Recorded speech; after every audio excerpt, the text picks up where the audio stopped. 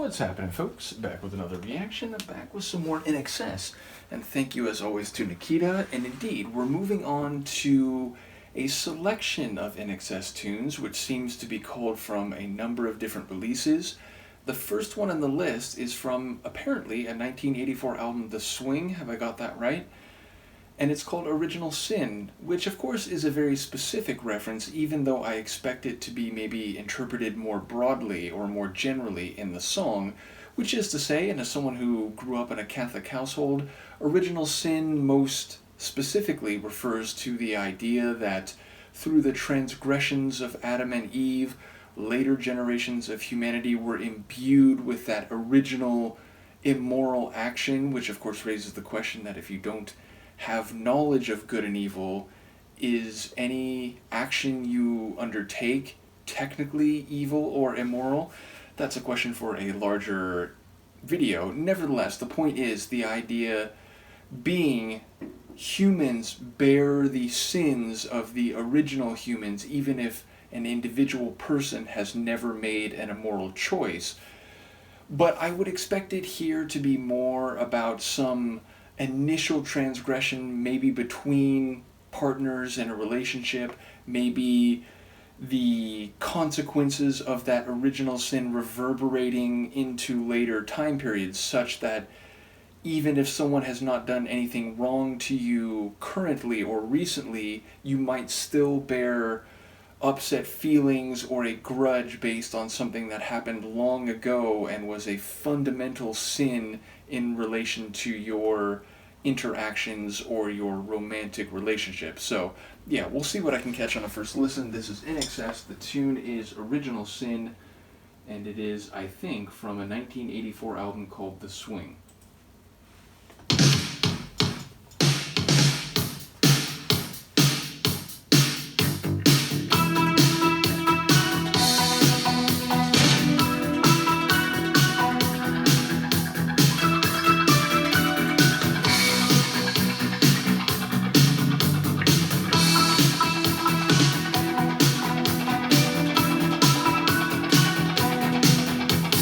You might know of the original sin.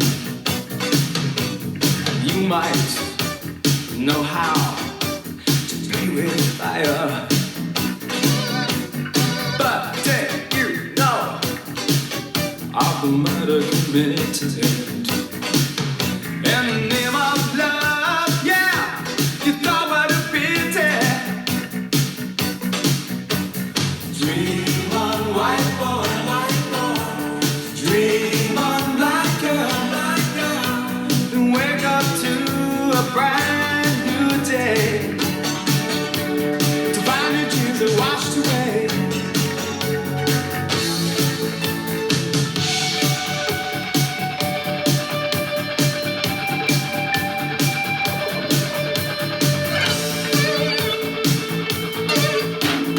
There was a time when I did not care, and there was a time when the facts did stare.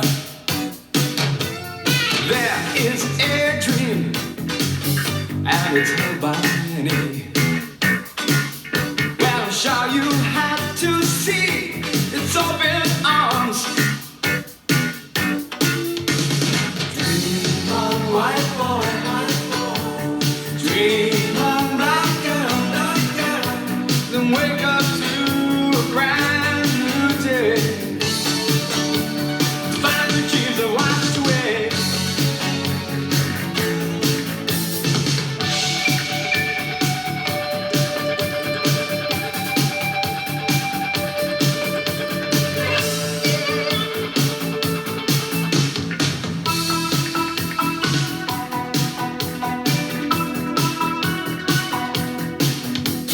You might know of the original sin.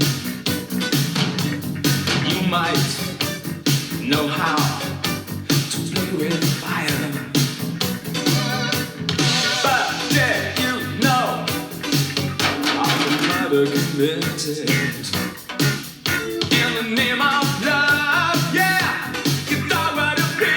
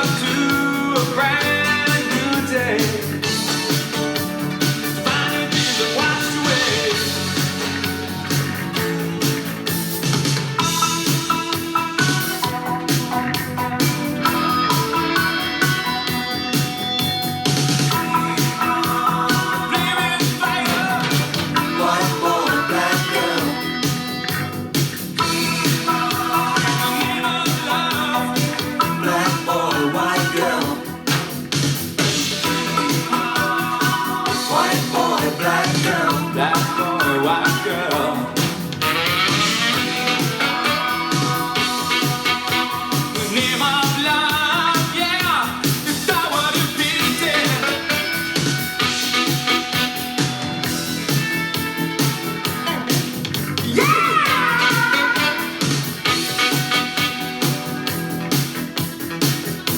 The original sin.